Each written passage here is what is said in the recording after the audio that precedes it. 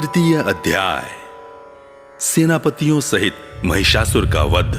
जगदंबा के श्री अंगों की कांति उदय काल के सहस्त्र सूर्यों के समान है। वे लाल रंग की रेशमी साड़ी पहने हुए हैं। उनके गले में मुंडमाला शोभा पा रही है। दोनों स्तनों पर रक्त चंदन का लेप लगा है। वे अपने कर कमलों में जपमालिका, विद्या और अभय तथा वर नामक मुद्राएं धारण किए हुए हैं। उद्यभदानु सहस्र कांतिमरुणक्षौमां शिरोमालिकां रक्तालिप्त पयोधरां जपवटीं विद्यां भीतिं वरम् हस्ताब्जैर्दधतीं त्रिनेत्रविलसद्वक्त्रारविन्दश्रियम् देवीं बद्ध हिमांशुरत्नमुकुटां वंदेरविंदस्थितां। तीन नेत्रों से सुशोभित मुखारविंद की बड़ी शोभा हो रही है। उनके मस्तक पर चंद्रमा के साथ ही रत्नमय मुकुट बंधा है तथा वे कमल के आसन पर विराजमान है। ऐसी देवी को मैं भक्ति पूर्वक प्रणाम करता हूं। ऋषि कहते हैं, दैत्यों की सेना को इस प्रकार तहस नहस होते देख महादैत्य सेनापति चिक्षुर क्रोध में भरकर अंबिका देवी से युद्ध करने के लिए आगे बढ़ा। वह असुर रणभूमि में देवी के ऊपर इस प्रकार बाणों की वर्षा करने लगा जैसे बादल मेरुगिरी के शिखर पर पानी की धार बरसा रहा हो। तब देवी ने अपने बाणों से उसके बाण समूह को अनायास ही काटकर उसके घोड़ों और सारथी को भी मार डाला। साथ ही उसके धनुष तथा अत्यंत ऊंची ध्वजा को भी तत्काल काट गिराया। धनुष कट जाने पर उसके अंगों को अपने बाणों से बींध डाला। धनुष, रथ, घोड़े और सारथी के नष्ट हो जाने पर वह असुर ढाल और तलवार लेकर देवी की ओर दौड़ा। उसने तीखी धार वाली तलवार से सिंह के मस्तक पर चोट करके देवी की भी बाईं भुजा में बड़े वेग से प्रहार किया। राजन, देवी की बाह पर पहुंचते ही वह तलवार टूट गई।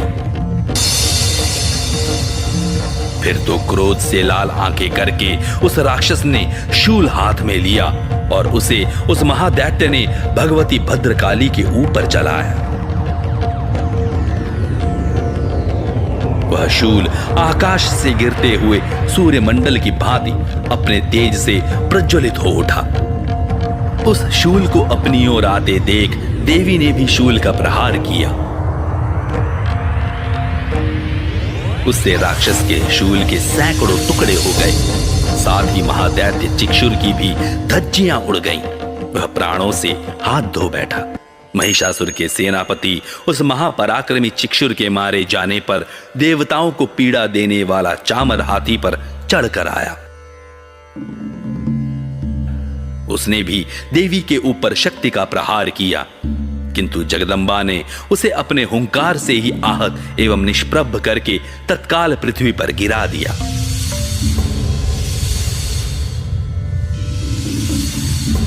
शक्ति टूटकर गिरी हुई देख चामर को बड़ा क्रोध हुआ। अब उसने शूल चलाया, किंतु देवी ने उसे भी अपने बाणों द्वारा काट डाला। इतने में ही देवी का सिंह उछलकर हाथी के मस्तक पर चढ़ बैठा और उस दैत्य के साथ खूब जोर लगाकर बाहुयुद्ध करने लगा। वे दोनों लड़ते लड़ते हाथी से पृथ्वी पर आ गए और अत्यंत क्रोध में भरकर एक दूसरे पर बड़े भयंकर प्रहार करते हुए लड़ने लगे। तदनंतर सिंह बड़े वेग से आकाश की ओर उछला और उधर से गिरते समय उसने पंजों की मार से चामर का सिर धड़ से अलग कर दिया। इसी प्रकार उदग्र भी शिला और वृक्ष आदि की मार खाकर रणभूमि में देवी के हाथ से मारा गया तथा कराल भी दांतों, मुक्कों और थप्पड़ों की चोट से धराशायी हो गया। क्रोध में भरी हुई देवी ने गदा की चोट से उद्धत का कचूमर निकाल दिया। बिंदीपाल से वाशकल को तथा बाणों से ताम्र और अंधक को मौत के घाट उतार दिया। तीन नेत्रों वाली परमेश्वरी ने त्रिशूल से उग्रास्य, उग्रवीर्य तथा महाहनु नामक दैत्यों को मार डाला। तलवार की चोट से विडाल के मस्तक को धड़ से काट गिराया। दूरधर और दुर्मुख इन दोनों को भी अपने बाणों से यमलोक भेज दिया। इस प्रकार अपनी सेना का संहार होता देख महिषासुर ने भैंसे का रूप धारण करके देवी के गणों को त्रास देना आरंभ किया। किन्हीं को थूथन से मारकर, किन्हीं के ऊपर खुरों का प्रहार करके, किन्हीं को पूंछ से चोट पहुंचाकर, कुछ को सींगों से विदीर्ण करके, कुछ गणों को वेग से, किन्हीं को सिंहनाद से, कुछ को चक्कर देकर और कितनों को निश्वास वायु के झोंके से धराशायी कर दिया। इस प्रकार गणों की सेना को गिराकर वह असुर महादेवी के सिंह को मारने के लिए झपटा। इससे जगदम्बा को बड़ा क्रोध हुआ। उधर महापराक्रमी महिषासुर भी क्रोध में भरकर धरती को खुरों से खोदने लगा तथा अपने सींगों से ऊंचे ऊंचे पर्वतों को उठाकर फेंकने और गरजने लगा। उसके वेग से चक्कर देने के कारण पृथ्वी क्षुब्ध होकर फटने लगी। उसकी पूंछ से टकराकर समुद्र सब ओर से धरती को डुबोने लगा। हुए सींगों के आघात से विदीर्ण होकर बादलों के टुकड़े टुकड़े हो गए। उसके श्वास की प्रचंड वायु के वेग से उड़े हुए सैकड़ों पर्वत आकाश से गिरने लगे। इस प्रकार क्रोध में भरे हुए उस महादैत्य को अपनी ओर आते देख चंडिका ने उसका वध करने के लिए महान क्रोध किया। उन्होंने पाश फेंककर उस महान असुर को बांध लिया। उस महासंग्राम में बंध जाने पर उसने भैंसे का रूप त्याग दिया और तत्काल सिंह के रूप में वह प्रकट हो गया। उस अवस्था में जगदम्बा ज्यों ही उसका मस्तक काटने के लिए उद्यत हुई, त्यों ही वह खड्गधारी पुरुष के रूप में दिखाई देने लगा। तब देवी ने तुरंत ही बाणों की वर्षा करके ढाल और तलवार के साथ उस पुरुष को भी बींध डाला। इतने में ही वह महान गजराज के रूप में परिणत हो गया तथा अपनी सूंड से देवी के विशाल सिंह को खींचने और गरजने लगा।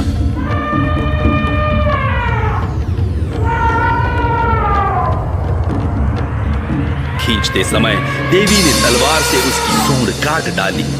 तब उस महादैत्य ने पुनः भैंसे का शरीर धारण कर लिया और पहले की भांति चराचर प्राणियों सहित तीनों लोगों को व्याकुल करने लगा।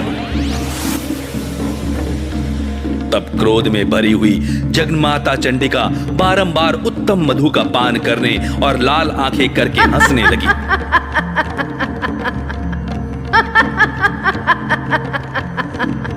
उधर वह बल और पराक्रम के मद से उन्मत्त हुआ राक्षस गरजने लगा और अपने सींगों से चंडी के ऊपर पर्वतों को फेंकने लगा। उस समय देवी अपने बाणों के समूहों से उसके फेंके हुए पर्वतों को चूर्ण करती हुई बोली। बोलते समय उनका मुख मधु के मद से लाल हो रहा था और वाणी लड़खड़ा रही थी। देवी ने कहा, ओ मूढ़, मैं जब तक मधु पीती हूँ तब तक तू क्षण भर के लिए खूब गर्ज ले।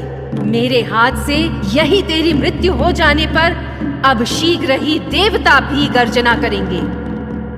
ऋषि कहते हैं, यों कहकर देवी उछली और उस महादैत्य के ऊपर चढ़ गईं।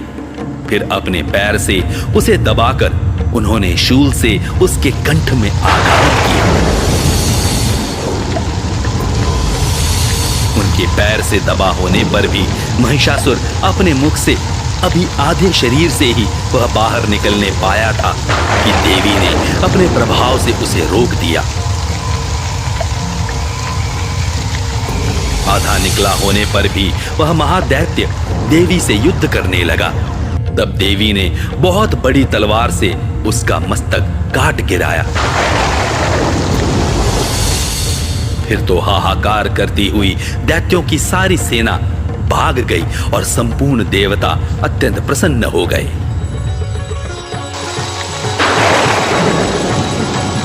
देवताओं ने दिव्य महर्षियों के साथ दुर्गा देवी का स्तवन किया।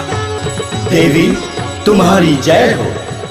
सावर्णिम सूर्य कीर्तनियो यो मनुः कथ्यतेष्टमः निशामय तदुत्पत्तिं विस्तरादगतो मम महामायानुभावेन यथा मन्वन्तराधिपः स बभूव महाभागः सावर्णिस्तनयो रवे स्वारोचिषे अन्तरे पूर्वं चैत्रवंशसमुद्भवः सुरभो नाम राजा भूसमस्ते क्षितिमः। गंधर्वराज गाने लगे तथा अप्सराएं नृत्य करने लगी। जयन्ती मंगलाकाली भद्रकाली कपालिनी दुर्गा क्षमा शिवा धात्री स्वाहा सदा नमोस्तुते स्वाहा सदा नमोस्तुते। इस प्रकार श्री मार्कंडेय पुराण में सावर्णिक मनवंतर की कथा के अंतर्गत देवी महात्म्य में महिषासुर वध नामक तीसरा अध्याय पूरा हुआ।